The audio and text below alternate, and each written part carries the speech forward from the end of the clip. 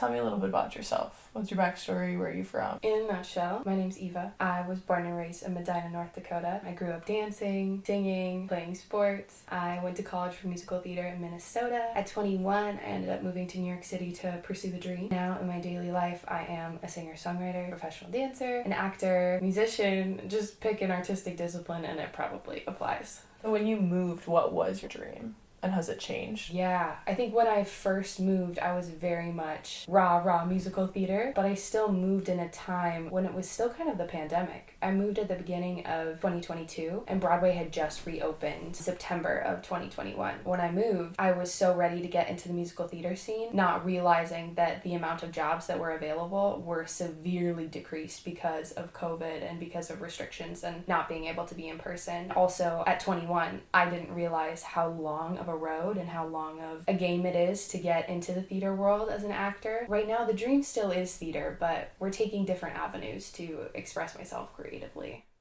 How did you get into songwriting and what was the process like? Last year around New Year's, it's coming around the time of resolutions and everything. I was just thinking about at times I put restrictions around myself and what I can do, what I can't do, the rooms that I should be in and shouldn't be in.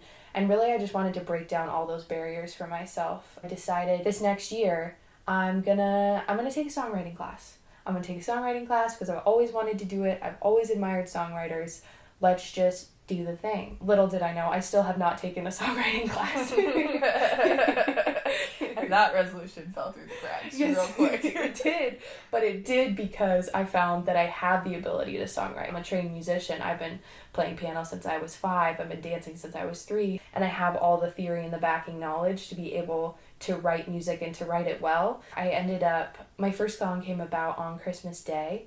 It was my first Christmas in New York City. It was my first Christmas totally alone, without the family. I know. Not fun. I literally was on the phone with you and our nephews, and you guys were playing board games or doing something fun. Yeah. And I thought I was okay up until that moment. And then you're like, oh shoot, and suddenly someone's cutting onions. Truly.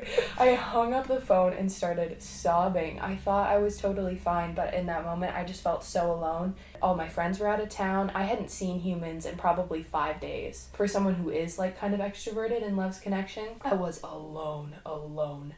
And so I just picked up my guitar and I started plucking some chords and I started crying and singing, and what poured out of me was the first song I ever wrote, which is called Wish You Were Here. And the concept of the song is basically holding the ones that you love and loving the ones that you can no longer hold, cherishing the people that we have here in the moment, but also kind of mourning and grieving the people that can't be with us anymore. The holidays are a really hard time, especially for people who have lost loved ones. So I wrote this song kind of just as like a big hug to all the people missing the people that they love.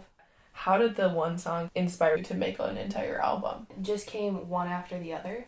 So I wrote that first song, and I think it was about a week later that I wrote my second song. And that very first song felt like catching lightning in a bottle. It was truly like a divine spiritual experience of creativity, and I didn't think I'd ever be able to do it again. The second song I ever wrote, I was actually on the phone with my friend, and we were talking about how we trust ourselves, how we know our intuition, how we love ourselves and give ourselves so much grace. And she said to me, she was like, all the things that you're saying, it sounds like a song. And I said, I love you, Katie, goodbye. Hung up the phone and wrote the second song ever. And at that point, again, it felt like catching lightning in a bottle again. And I was like, okay, I can replicate this. I'm good at this. And this isn't just happenstance. This is a gift. And then the week later, I got my heart broken. And then the week later, my best friend decided to cross some boundaries. It was like event after event after event that inspired this healing process of songwriting. What is the meaning behind your album title, The Best Ones They Stay?